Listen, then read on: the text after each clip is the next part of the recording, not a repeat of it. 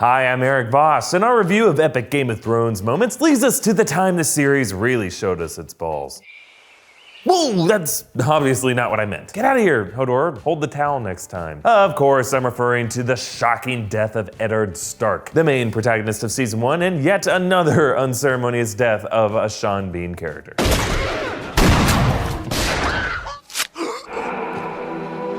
And no, I do not consider this a spoiler anymore, guys. By now, the fact that Ned Stark dies in Season 1 is as well known as the show's existence. So don't whine in the comments that I spoiled you. You're lying, you already knew. That said, I will be getting into some stuff that happens later in the series, so I guess a spoiler warning for that stuff. Seeing as this is the most pivotal moment of the entire series, let's revisit this scene and analyze everything that makes it a great moment of television. The interesting missable details in the scene, but also the cool ways the episodes prior foreshadowed it, and its legacy to the series. From the show's perspective, why did Ned Stark deserve to die? The decision to kill off the main character so early is pretty unprecedented for television. It's one of the reasons the Game of Thrones book was so difficult to adapt to screen. It's just so much harder to get viewers invested in a character than to cruelly snatch that character away from them. Unlike in a book where you kind of feel committed to the plot, I might as well finish this heavy thing. With a TV show, you can just stop watching. A lot of people do that when TV shows kill off beloved characters. Just ask The Walking Dead. Actually, fun fact, the original pilot of ABC's Lost planned to kill off leading dude Jack Shephard by the end of the first episode, but J.J. Abrams ended up caving when they realized that fans would be attached to him. So, chopping off Sean Bean's head really only worked because Game of Thrones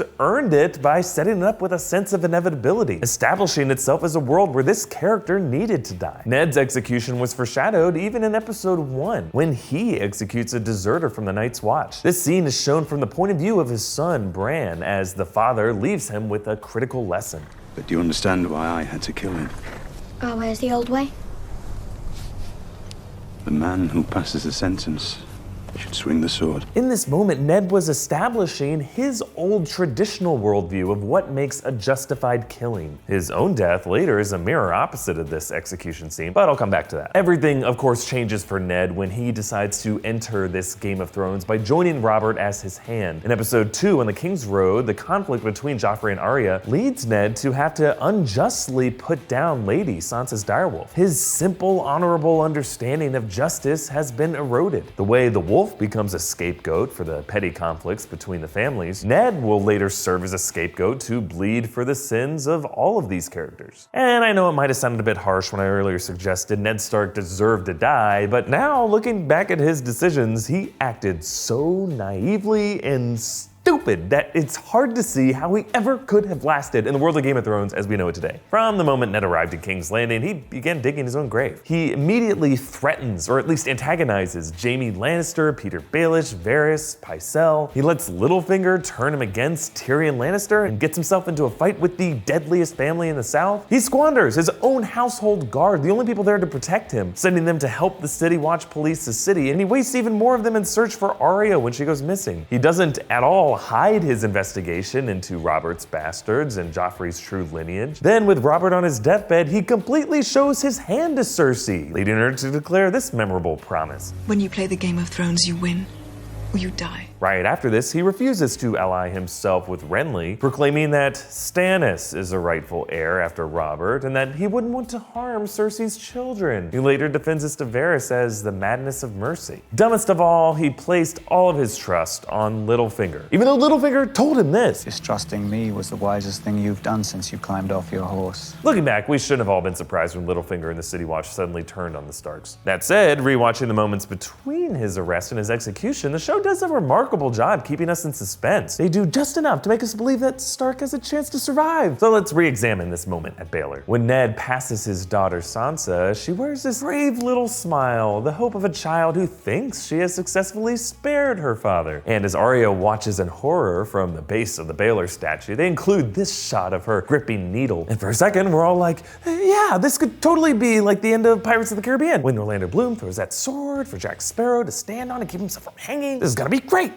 Not quite. On so many levels, this trial is completely unjust for Ned Stark. Not just for the obvious reasons that he wasn't a traitor, he was following Robert's will and exposing the Lannisters' lie. The setting is just completely wrong for him. The Sept of Baelor worships the Seven that Ned, as a northerner, doesn't really pray to. His gods are the old gods, and these new gods were never really going to show him any mercy or justice. Actually, in a perverse irony, the sword that Sir Ilyn uses to behead him is ice. Stark's ancient family Valyrian steel sword, the same one we saw him use in the first episode. Now, in the seconds before it swings down, you can barely make out Ned whispering something to himself. Now, it's safe to assume he's whispering a prayer to his old gods, but lip readers have actually tried to make out what Sean Bean was saying here. Some have interpreted "I kept my promise," thinking he was referencing his promise to his sister Lyanna about Jon Snow. Others have made out "Father, forgive me." The closest answer we have comes from the episode's translation into other languages, which gives us a subtitle showing "Protect my family."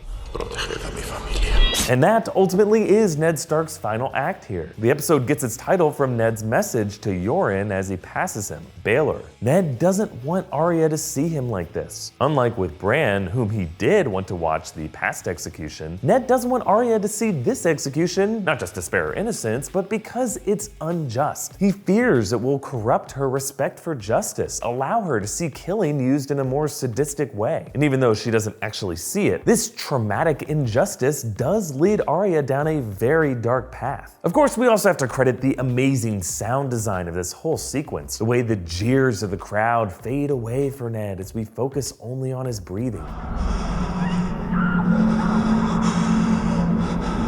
But also the clanging of the bells as Arya walks up to Baelor.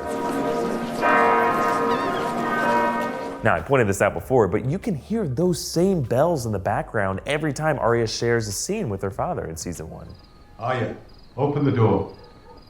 All of those moments were foreshadowing this final moment between the two characters. But I think what I love the most about rewatching this scene is the way everyone goes apeshit when Joffrey gives the order. Sansa, of course, loses it. Varys runs over to plead with the Boy King. Pycelle looks totally shocked. Cersei grabs Joffrey's arm, snapping at him to reconsider, doing her best to maintain composure as her psycho son burns the world down. Only Littlefinger looks smug here. This is exactly the chaos he needs to climb the ladder. It's as if all these characters are suddenly realizing that this game they've been playing is way more unpredictable than they ever could have imagined. They're terrified that they're now living in a world where anyone, including themselves, can die. And that leads us to the deeper meaning of Ned Stark's death. Now sure, we can debate whether Ned Stark deserved to die. He was certainly the most noble and admirable character we saw in this series. But those qualities are precisely why George R.R. Martin's book and this series needed to abruptly remove him from this narrative. Game of Thrones is not Lord of the Rings. It's not a world where decency thrives and gets rewarded. So Eddard Stark was never meant to be a survivor. He was designed from the start as a tragic scapegoat that would eventually break our hearts and teach us a terrifying lesson about Game of Thrones. His death opened up a world where no one is truly safe. Well, until like season 6.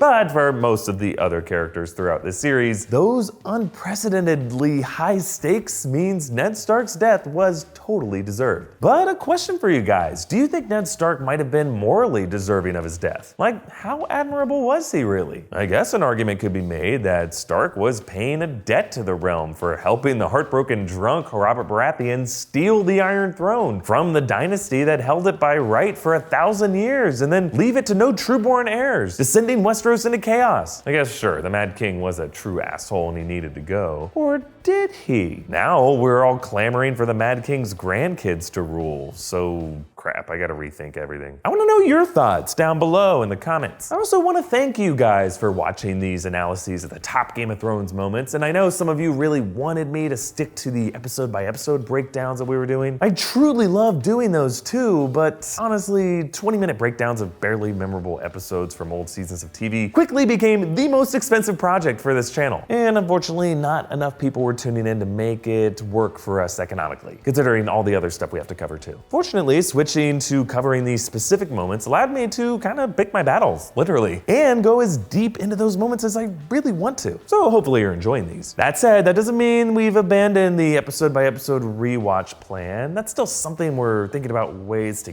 get to you guys, and we're open to whatever ideas you have. Feel free to tweet me at Erik Voss or follow New Rockstars on Twitter at New Rockstars for updates on our videos, and you can like this video and subscribe to New Rockstars for all of our Game of Thrones analysis. And one way that you can get involved in helping us decide what kind of content to do is to contribute to us on Patreon. A big thanks, of course, to all of our donors, especially Alan Fleming. Thanks for watching, guys. Bye.